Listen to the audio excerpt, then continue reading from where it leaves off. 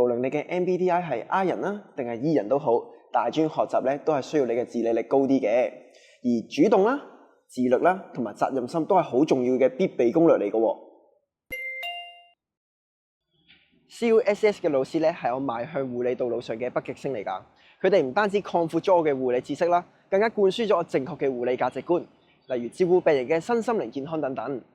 即使喺疫情期間咧，佢哋都積極咁去安排一啲護理嘅實習機會俾我哋啦，幫助我去成為一個更加優秀嘅護士。加上啦，我有一班志同道合嘅好朋友、好同學，同我哋一齊去並肩作戰，所以咧互相去勉勵，勝要。喺學習上啦，我都好願意去自己行多一步，做多啲嘅準備功夫。其實最後有得着嘅都係自己。例如一個好嘅 group leader，我哋係需要掌握良好嘅溝通技巧啦、時間管理嘅安排啦，學識點樣知人善用，同埋團隊精神呢啲都好重要㗎。呢2年嘅大專生活，無論喺學習上、生活上，其實都令到我有好多技能嘅解鎖。